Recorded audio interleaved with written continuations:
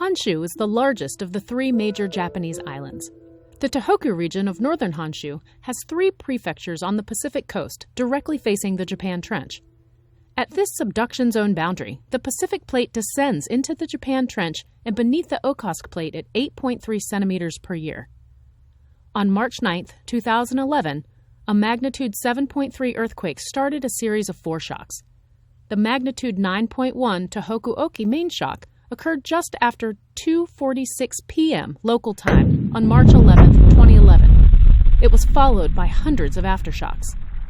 This great earthquake and the resulting tsunami took almost 20,000 lives and caused approximately $200 billion in damage. Scientific lessons learned and described here include tsunami geology is critical to assessing earthquake risk. Earthquake early warning can save lives and decrease damage, but the 2011 earthquake revealed limitations of a system using only seismometers. Adding global positioning system observations of earthquake ground motion can improve earthquake early warning and is essential to tsunami warnings. Tsunami monitoring has advanced rapidly in recent years, and the seismology and geodesy lessons from the 2011 Tohoku earthquake are being applied to earthquake and tsunami warning systems worldwide. However, these technical advances are necessary but not sufficient to advance earthquake and tsunami preparedness. Public education is essential, and often the most basic lessons are the most empowering. During an earthquake, drop, cover, and hold on. If you are near the ocean, the earthquake is your natural tsunami warning. Move quickly away from the shore to high ground as soon as you can move safely. Now, let's dig into the plate tectonics and earthquake history. A cross-section through the March 11th epicenter shows the Pacific Plate subducting beneath the Okhotsk Plate. The megathrust plate boundary extends from the Japan Trench to a depth of about 120 kilometers. Before 2011, what observations did we have about earthquakes on this megathrust plate boundary? For each earthquake of magnitude 7.4 and larger between 1896 and 2010, the year and rupture area of the plate boundary that moved during the earthquake are shown here, along with the earthquake magnitude. This history suggests that earthquake magnitudes might not exceed 8.2. But research in the decade before the Tohoku earthquake led some seismologists to conclude that an earlier earthquake with magnitude of at least 8.4 had caused a massive tsunami that inundated the Sindai Plains. Geoscientists found a sand layer they interpreted as having been deposited by that tsunami. Historical documents revealed that this earthquake and tsunami occurred in 869 AD.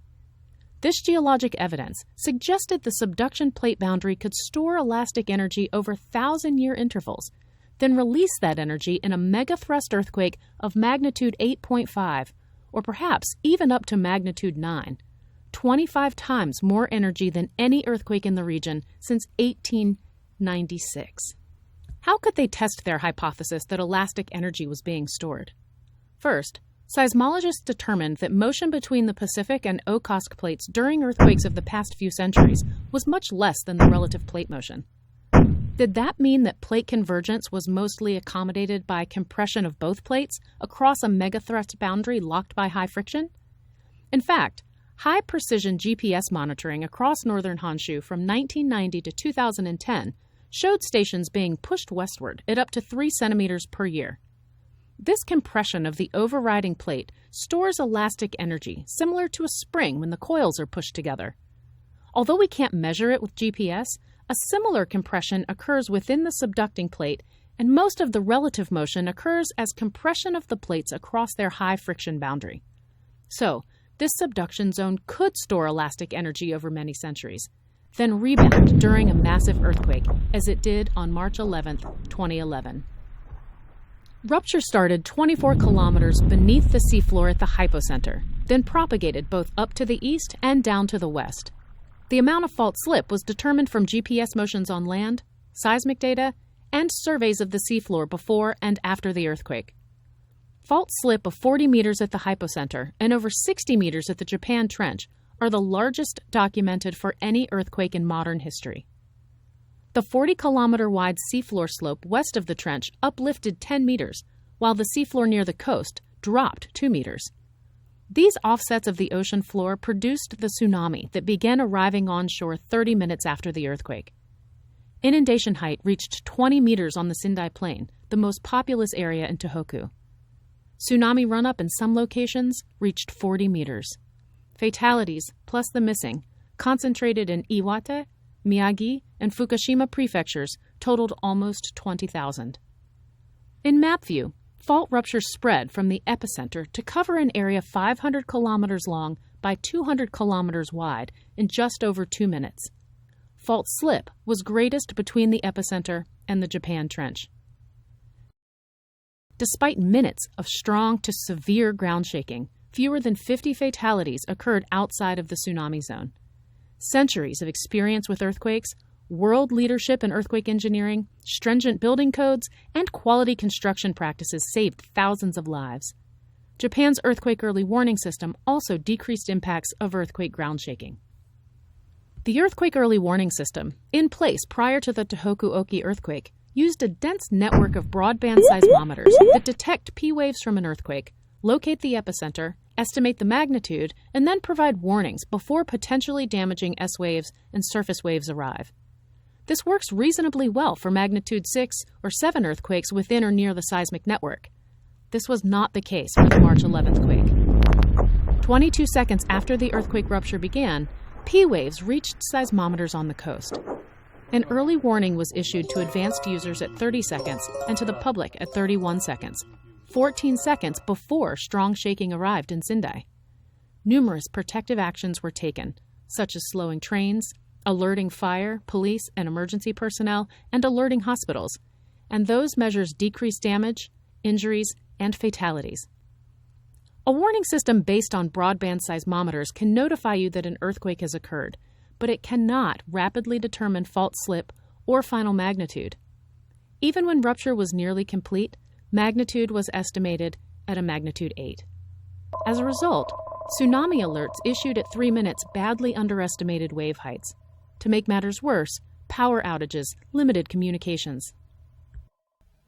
How can we improve these earthquake and tsunami warnings?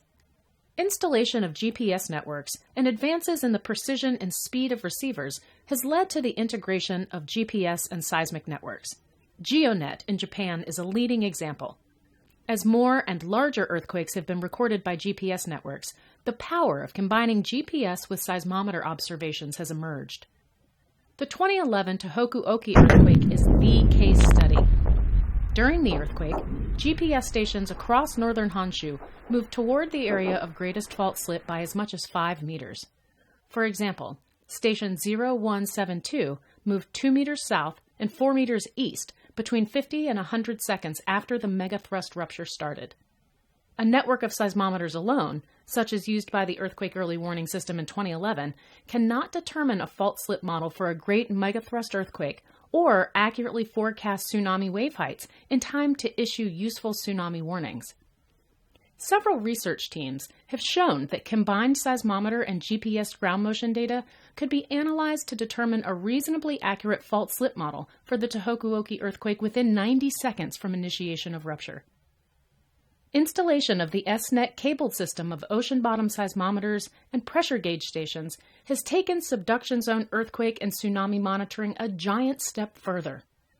With instruments on the ocean floor directly above the plate boundary megathrust, SNet can provide earthquake early warning 20 to 30 seconds sooner than land-based networks, and measurements of tsunami heights in the source area can provide accurate tsunami forecasts more than 30 minutes before a tsunami reaches coastal communities.